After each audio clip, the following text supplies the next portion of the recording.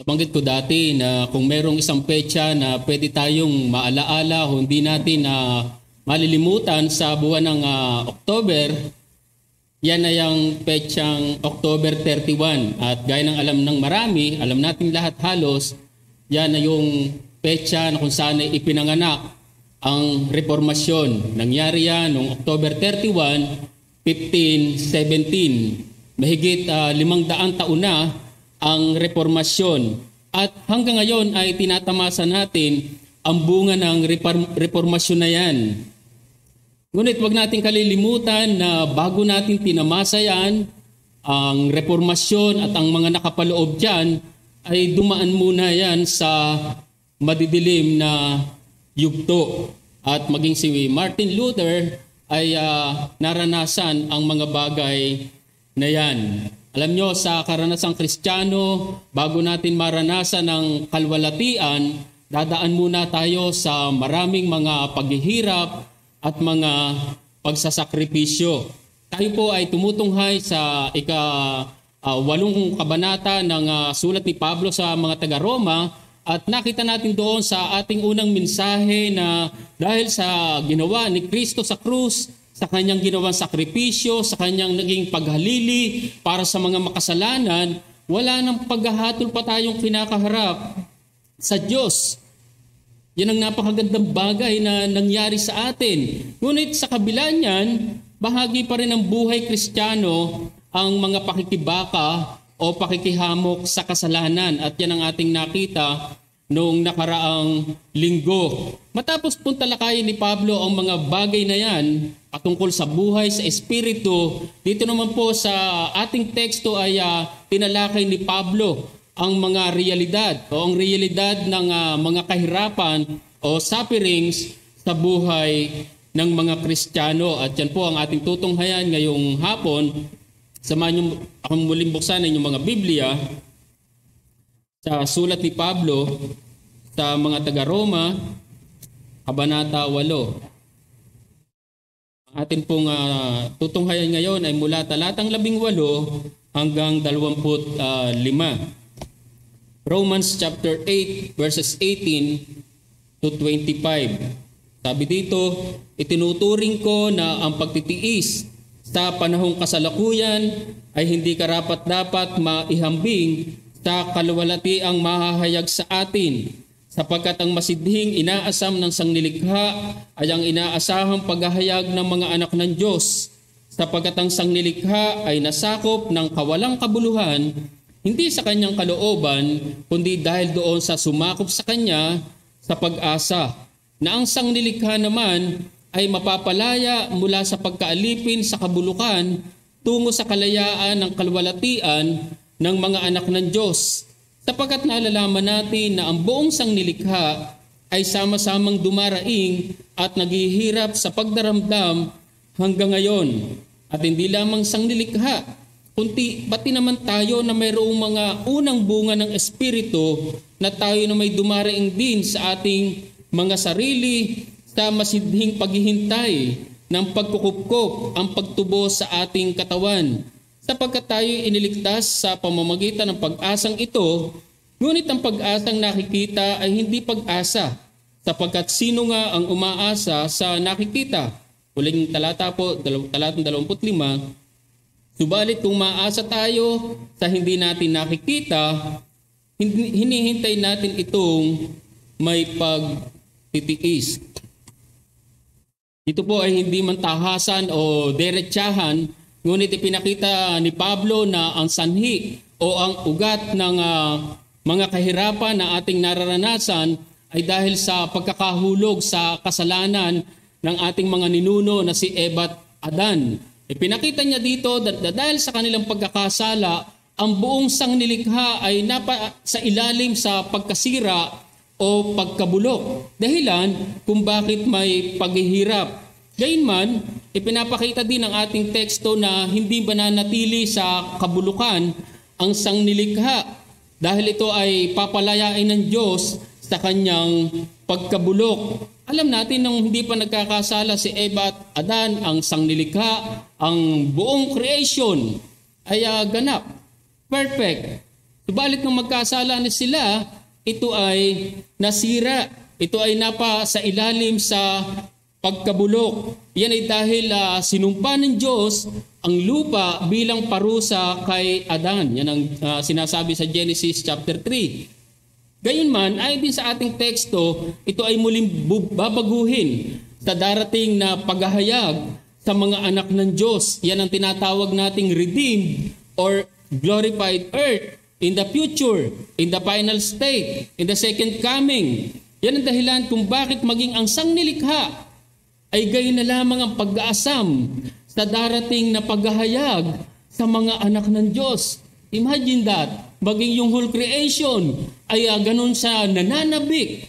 Nauunawaan niya na sa paghahayag sa mga anak ng Diyos ay ganun niya nauunawaan kung gaano ito ka maluwalhati. Kaya maging ang buong sangnilikha ay nananabik o inaasam yung ganyang gagawing paghahayag sa mga anak ng Diyos. Ang dahilan niyan ay sapagkat sa oras na mahayag ang mga anak ng Diyos, ay makakalaya din ang sangnilikha sa kanyang pagkabulok. Kaya isa marahil sa maling kaisipan ng especially ng iba nating mga kapatid sa pananampalataya patungkol sa muling pagparito ng Panginoon, patungkol sa second coming, ay ibabalik o isasama tayo ng Panginoon sa kalangitan na kanyang pinanggalingan. Hindi ganyan ang ating pagkaunawa. Sa katunayan, ang mundong ito na ating kinalalagyan sa kasalukuyan, ang ating tatahanan, magpawalang hanggan. Kaya nga lamang ay babaguhin muna iyan ng ating Panginoon. Kaya nga yan ang sinasabi sa Book of Revelation na New Heaven and New Earth. Iyan ang kalwalati ang sa atin. Iyan ang kalwalati ang mararanasan ng lahat ng mga mananampalataya. Kaya ito po yung aking mensahe ngayong hapon. Ang kahirapan ay karanasan ng lahat ng tao na hindi maikukumpara sa kalwalati ang darating sa mga Kristiyano. Ang kahirapan ay karanasan ng lahat ng tao, ngunit hindi maikukumpara sa kalwalati ang darating sa mga Kristiyano. Iyan ang katotohanan sa atin, mga kapatid, bilang mga mananampalataya. Merong paghihirap, ngunit merong kalwalatian. Mapapansin nyo sa ating teksto na ang paghihirap na nararanasan ng buong sangnilikha, kasama na ang mga mananampalataya ay inihalin tulad ni Pablo sa isang malapit ng manganak. Yan yung talatang 22. Alam natin kung gaano kahirap ang pinagdadaanan ng isang babaeng malapit ng manganak. Of course, hindi ko naranasan yan, pero kami man na hindi dumadaan sa ganyang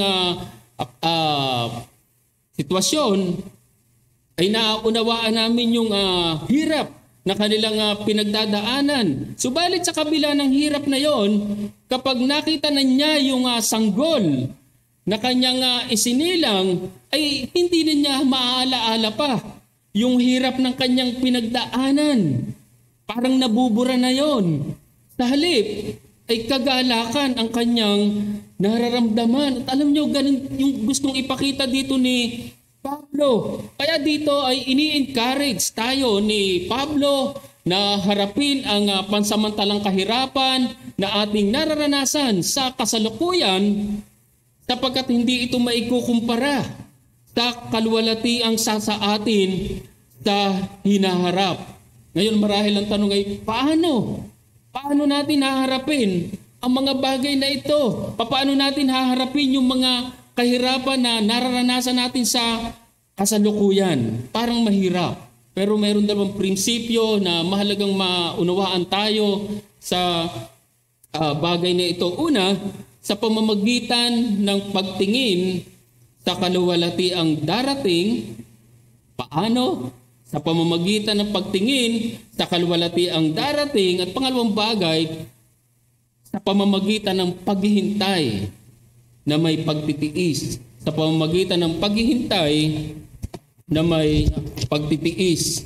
So, unang prinsipyo na napaka-practical na prinsipyo na mahalagang maunawaan natin at ma-i-apply natin sa panahon ng mga kahirapan, una, sa pamamagitan ng pagtingin sa kalwalatiang darating. Napakalinaw na sinabi ni Pablo, "For I consider that the sufferings of this present time are not worthy to be compared with the glory which shall be revealed in us." Dito makikita natin yung kamalayan ni Pablo sa mga bagay na darating. Ang kalwalatiang ihahayag ng Diyos sa mga mananampalataya, kasama na siya. At dito makikita natin yung pagkukumpara ni Pablo sa panahong kasalukuyan at sa panahong darating, present time and future time. Napakapangkaraniwan yan kay Pablo, yung kanyang mga paghahambing o pagkukumpara, at napakahalaga niyan. Sabi niya sa 2 Corinthians chapter 4 verse 17, "For our light affliction, which is but for a moment, is working for us a far more exceeding and eternal weight of glory." Dito gusto ipakita ni Pablo ang kahigtan ng mga bagay na darating. Na bagaman may mga kahirapan na nararanasan sa kasulukuyan, ngunit ano ang mga bagay na yan? Yan ang parang gusto sabihin ni Pablo. Ano yung mga bagay na yan? Na iyong nararanasan, na ating nararanasan, kumpara sa mga bagay na darating. Ang sabi ni Pablo, hindi maikukumpara. Hindi dapat may hambing sa kalwalati ang darating. Ano tinuturo sa atin dito? Nahaharap natin ang mga kahirapan sa kasalukuyan dahil sa kalwalati ang darating. Dahil sa kalwalati ang sasaatin. Kumbaga parang ito yung nagbubunsod sa sayo na magpatuloy sa paglilingkod sa Panginoon. Dahil kahit may mga kahirapan, pero dahil tumitingin ka doon sa kalwalati ang sasayo, parang iyon na yung nagbubunsod sa iyo na magpatuloy sa paglilingkod sa Panginoon sa kabila ng hirap o mga pagsubok na iyong nararanasan. Nakapagpapatuloy ka dahil iniisip mo na may kalwalati ang darating. Dahil iniisip mo na may kalwalati ang sasayo. Parang ito yung nagsasabi sa iyo na go on, and go on. At mahalaga ito mga kapatid. Mahalagang maintindihan natin na tayo ay nasa panahon pa ng pakikibaka sa buhay Kristiyano.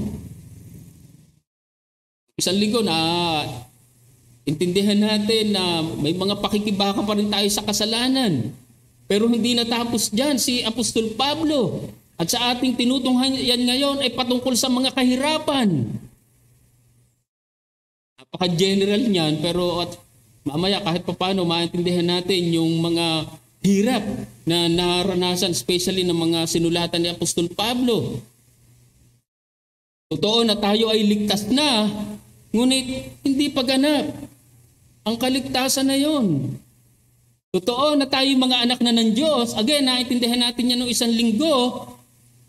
Yan yung isang pribilehyo meron tayo mula sa pagiging alipin o alipin ng kasalanan. Ngayon ay mga anak na tayo ng Diyos.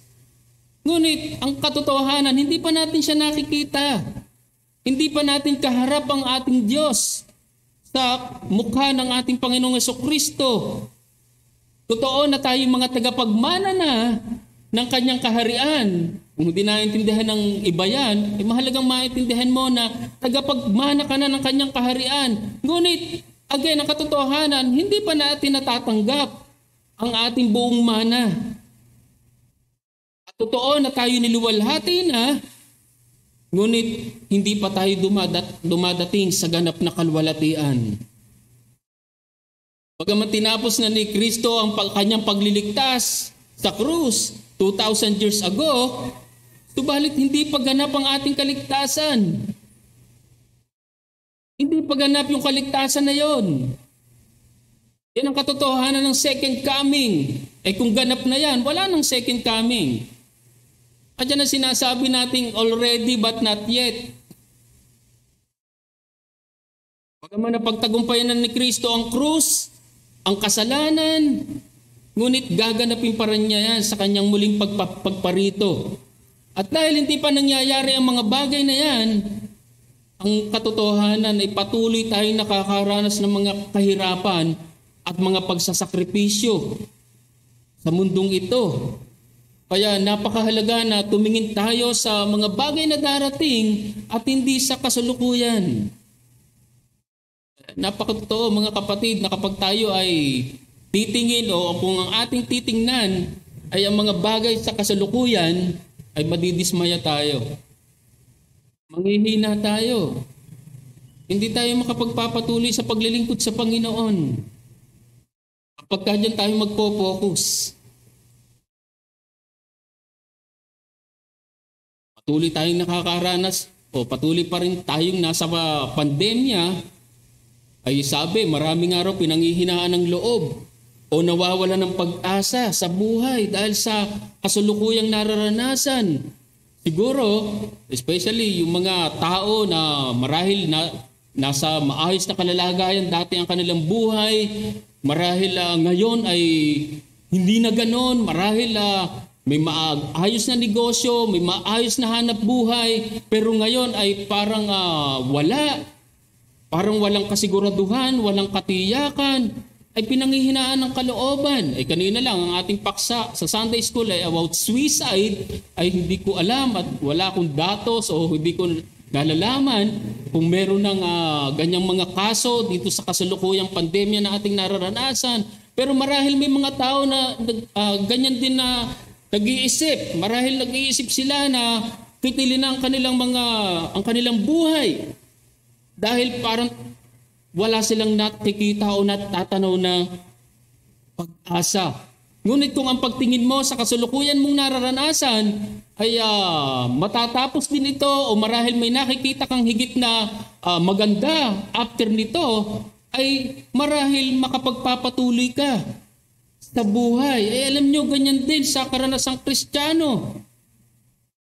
Kung iniisip mo na mas may mabuting bagay na ihahayag sa iyo o na inaasahan mo pagdating ng panahon, ay makapagpapatuloy ka. Kaya ito po yung aking simpleng hamon sa bawat isa, ikumpara mo ang kasalukuyan mong kalalagayan sa kalwalati ang darating sa iyo. Ay ganyan si Pablo, kinukumpara niya, sinasabi niya nga ay hindi nga karapat dapat. Hindi karapat dapat maikumpara yung kasalukuyan na kahirapan doon sa kalwalatiang darating, sa kalwalatiang ihahayag sa mga mananampalataya. Mahalaga ito mga kapatid, sapagkat hindi mo maikukumpara, ni hindi mo marahil ilalarawan yung kalwalatiang sasayo doon sa iyong nakikita sa kasalukuyan. Kaya mahalaga yung pagkukumpara. May ilalagay mo ba sa limitado mong isipan ang kalwalatian na hihahayag sa iyo ng Diyos pagdating ng panahon? Marahil pwede mong isipin o i-imagine yung pinaglagyan ng Diyos kay Eva at kay Adan doon sa Garden of Eden. Subalit paano mo i-imagine, paano mo iisipin yung Garden of Eden na ihahayag sa iyo ng Diyos pagdating ng panahon? Naniniwala tayo na higit pa doon sa Garden of Eden na pinaglagyan kay Eva at kay Adan, yung ihahayag ng Diyos sa atin sa katapusan ng mundo, sa katapusan ng kasaysayan ng mundo. Ay isipin nyo yung pinaglagyan sa unang dalawang tao sa ating mga ninuno, ay perfect pa nun. Ay talagang walang kasalanan doon. Lahat ay maganda. Ang hirap ilarawan nun, pero paano mo ilalarawan yung kalwalatiang ihahayag sa iyo ng Diyos? Na naniniwala tayo na higit pa doon sa Garden of Eden na pinaglagyan kay Eva at kay Adan. Napakamaluwalhati ng kalwalatiang ihahayag sa atin ng Panginoon. Paano mo yan may imagine? Kaya yan ang mahalagang isipin ng lahat ng naririto. Lalo na sa inyo na walang kaugnayan sa Panginoon. Meron ba kayong inaasahang kalwalatian? Kung wala kayong inaasahang kalwalatian, ay ano yung silbi ng buhay nyo sa kasalukuyan.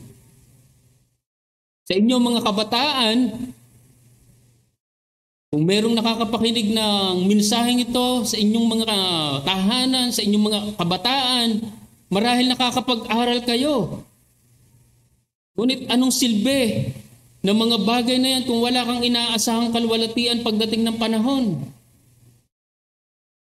Sa inyo mga young professionals, marahil nakakapagtrabaho ka ngayon, o marahil meron kang magandang trabaho ngayon. Ngunit kung wala kayong inaasahan, pagdating ng panahon, again, anong silbi niyan? At sa ating lahat na naririto, marahil may maayos tayong buhay, may posisyon, nasa kapangyarihan. Ngunit kung wala tayong inaasahang kalwalatian, again, anong silbi ng mga bagay na yan? Hindi ko sinasabing masama ang mga bagay na yan. Kung nasa ganyan kang kalalagayan, isang kabataan na nag-aaral, isang professional, isang nasa posisyon at nasa kapangyarihan, magpasalamat ka sa Diyos. Magpuri ka sa Diyos. Ngunit kung hanggang dyan ang inaasahan mo, kulang yan, napakababaw niyan. Sa katunayan, walang kabuluhan yan. Sapagkat pansamantala lamang ang mga bagay na yan. Hindi yan pang walang hanggan.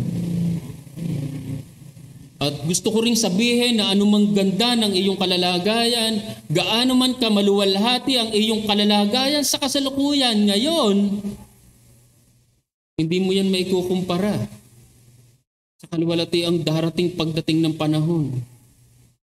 Kaya ang simpleng apel ako sa inyo ay mas hangarin mo yung kalwalatiang darating kaysa dun sa kalwalatiang pangkasalukuyan. Yan ang hinahangad ng marami. Ang kalwalatian sa kasalukuyan. Ang magandang kalalagayan sa kasalukuyan. Ngunit wag yan ang hangarin mo. Siguro kung mayroong isang bagay na pwedeng asamin ang isang sinumang tao, ang isang individual sa kanyang buhay dito sa mundo, ay yun man lang makita niya. Yung makita man lang niya yung mundo na kanyang sinalangan. Ngunit alam nyo, kahit ang simpleng bagay na yan ay hindi naranasan ni Fanny Crosby sa kanyang buong buhay. Gaya ng alam natin na siya'y bulag. Buong buhay niya ay siya'y bulag. Siya'y nabulag sa 2 linggo pa lamang nakararaan siya maisilang at ayon sa account ay dahil sa kapabayaan ng kanilang family doctor. Subalit hindi natapos dyan si Fanny Crosby. Hindi tumigil dyan si Fanny Crosby. Alam niyo si Fanny Crosby ay nabuhay sa edad na 74, 94 years old. Imagine that. Parang hirap isipin na hindi mo nasilayan ang mundo. Marahil pwedeng magkaroon ng kapaitan sa kanyang puso, lalo na't hindi naman siya isinilang na talagang bulag, kundi nabulag lamang siya. Pero pansinin niyo yung sinasabing pinakapopular na linya niya na kanyang sinabi sa kanyang ina. Ang sabi niya, "Mother, if I had a choice, I would still choose to remain blind. For when I die, the first face I will ever see will be the face of my blessed Savior." Hindi ko alam kung paano sila nagkaroon ng pag-uusap ng kanyang ina. Marahil siguro sinabi ni Fanny Crosby, siguro mother, nanay, kung ako lang may pagkakataong pumili o makakapili pa, ay mas pipiliin daw niya na manatiling bulag. Sapagkat sa oras na siya mamatay, ay ang unang muka na kanyang makikita ay walang iba kundi ang muka ng kanyang pinagpalang tagapagligtas. Grabing espiritu meron si Fanny Crosby. Bagaman siya'y walang paningin, ngunit siya'y tumingin sa mga bagay na darating. At para sa kanya, yun ang pinakamahalaga. At ganyan dinawa ang ating maging pagtingin sa mga paghihirap na ating nararanasan sa kasalukuyan. Sapagkat isang araw, tayo ay haharap sa ating pinagpalang tagapagligtas. So yan yung unang bagay na napaka-praktikal sa panahon ng mga paghihirap na iyong nararanasan, ay harapin mo yan. Tumingin ka sa kaluwalhatiang darating, ngunit hindi natatapos dyan. Marahil yun napaka-positive, pero itong pangalawa ay medyo negative. Sa pamamagitan ng paghihintay na may pagtitiis, hindi natapos doon si Pablo na tingnan yung kaluwalhatiang darating.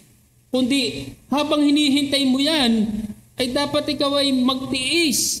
Sapagkat yan nga ay nananatili pang pag-asa, yan ay hindi mo pa nakikita. Kaya napakahalaga para kay Pablo na i-admonish niya, i-exhort niya ang mga mananampalatayang ito na dumaranas ng mga kahirapan na kailangan yung hintayin yon, yung kalwalatian na yon na may pagtitiis. Ano yung simpleng tinuturo sa atin dyan? Bahagi ng paghihintay sa kalwalatiang darating ay ang paghihintay na mayroong pagtitiis. At muli napakahalaga niyan mga kapatid, sapagkat kung sa kabila na nalalaman mo na merong kalwalatian o merong napakagandang bagay na ihahayag sa iyo ang Diyos pagdating ng panahon, ngunit wala namang pagtitiis, hindi ka naman nagtitiis, ay madidismaya ka pa rin. Hindi ka pa rin makapagpapatuloy sa paglilingkod mo sa Panginoon. Mahalaga maintindihan natin, ito yung binabanggit ko kanina, na yung mga kahirapan na binabanggit dito ni Pablo ay hindi lamang yung simpleng wala kang pera o kaya naman ay parang meron kang maliit na problema. Sabihin na natin, meron kang karamdaman. Hindi yun yung tinutukoy dito ni Pablo.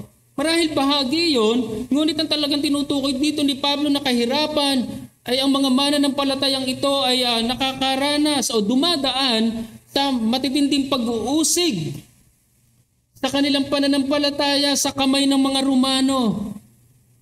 At bahagi ng mga pag-uusig na yon, maraming mga mananampalataya ang nagbubuwis ng buhay. Dahil pinaniniwalaan na naisulat ang sulat nito ni Pablo nung panahon ni Nero, si Emperor Nero. At gaya ng alam natin na si Emperor Nero ay isa sa pinakamalupit na naging emperador ng bansang Roma. Pinapapatay niya ang mga mananampalataya noon sa pamamagitan ng pagsunog, bukod pa sa pagkumpiska sa kanilang mga ari-arian. Kaya talagang wala silang pera. Talagang mahirap talaga ang kanilang kalalagayan hanggang sa maging ang kanilang buhay ay talagang ibinubuwis nila. Kaya napakahalaga yung encouragement dito ni Pablo na sa paghihintay nyo, sa paghihintay natin sa kalwalhatiang darating ay dapat hinihintay mo nung may pagtitiis. Parang gusto sabihin dyan ni Pablo na kung walang pagtitiis, ay wala rin kalwalhatian. Parang gusto sabihin dyan ni Pablo na kung hindi tayo handang magtiis sa kasalukuyan, ay parang wag tayong umasa sa kalwalhatiang ihahayag sa atin, sa hinaharap. At totoo yan mga kapatid. Hindi po pwedeng naghihintay lamang tayo sa kalwalhatiang ihahayag sa atin ng Diyos, ngunit hindi naman tayo nagtitiis sa mga paghihirap na ating nararanasan sa kasalukuyan. Hindi po pwedeng ganon. Siguro nga po, kung talagang ganon yung karanasang Kristiyano, ay parang mas okay. Salamat sa Diyos. Kaya nga lang po, hindi ganon.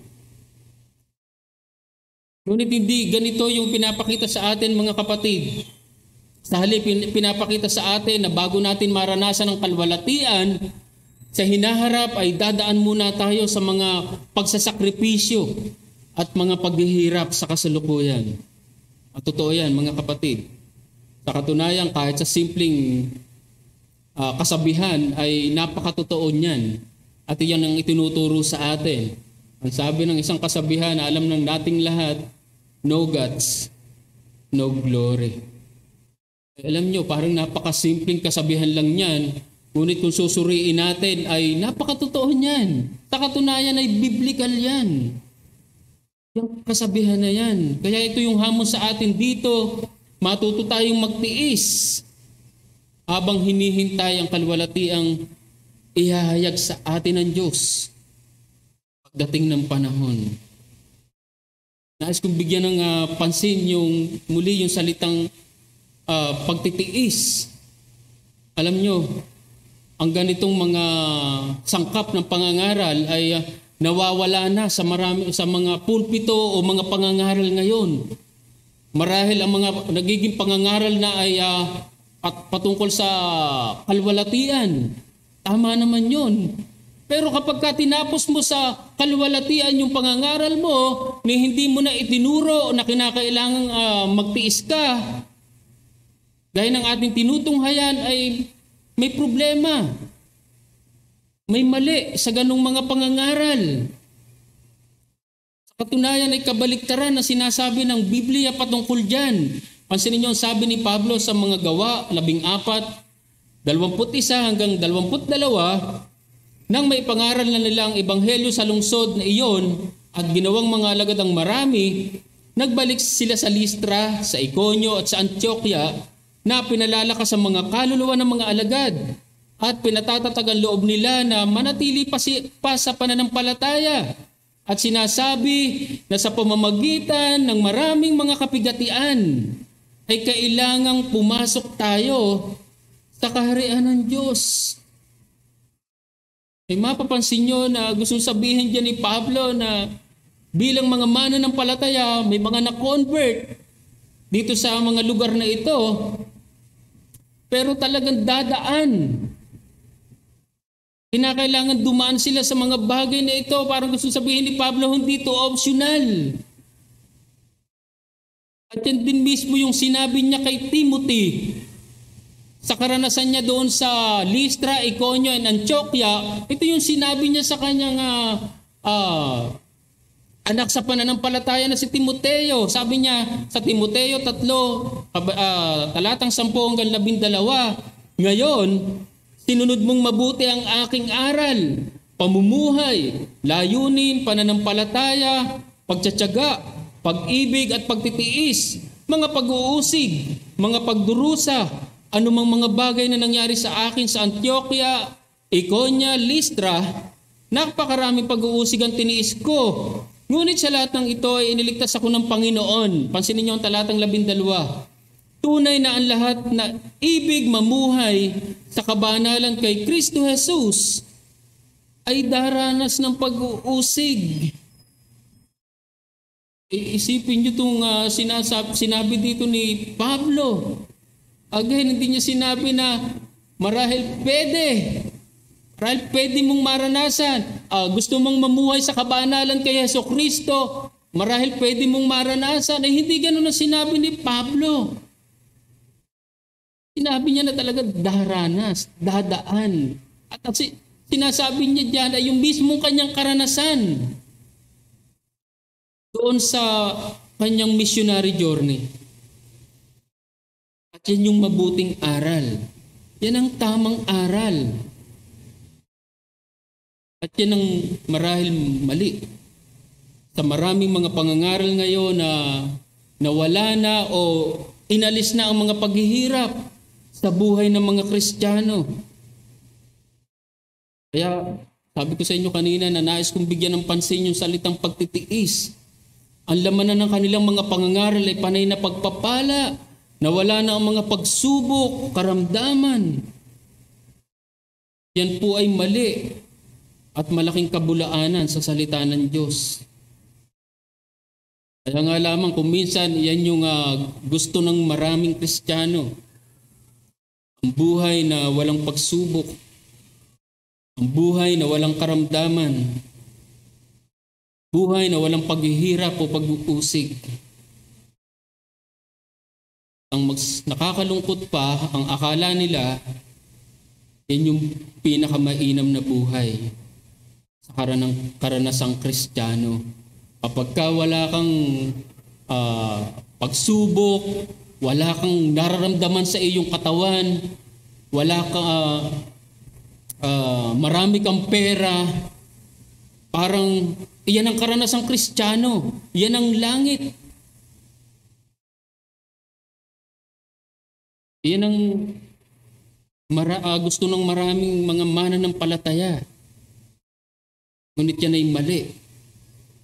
Napakalaking kabulaanan sa salita ng Diyos.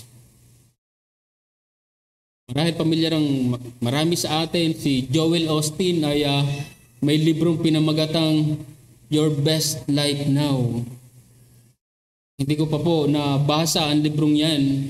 Ngunit malinaw na pinapakita dyan sa titulo pa lamang ng aklat na yan na ang higit na binibigyan ng pansin ay ang buhay sa kasalukuyan.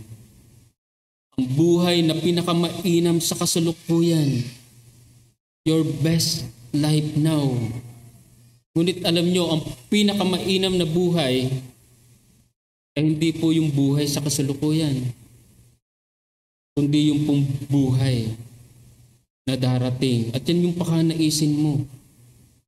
Nabanggit ko kanina na marahil maganda ang kalalagayan mo sa mundong ito. Ngunit papaano kung wala kang pag-asa, walang kalwalati ang darating sa iyo, anong silbi ng mga bagay na yan? Kaya muli, ang apil ako sa iyo, hangarin mo yung buhay na darating. Hindi yung buhay sa kasalukuyan. At yan ay matatamo mo lamang kay Hesukristo. Sa katunayan, kung wala kang Kristo, sa iyong buhay, mapapahama ka. Kaya ang tanong, anong buhay ang sasayo pagdating ng panahon? Kaya ang huling apil ako sa iyo, lumapit ka kay Kristo. Siya'y namatay, ngunit siya'y muling nabuhay. At siya'y babalik para isama ang kanyang mga hinirang sa kalwalatian. Tayo po'y manalangin.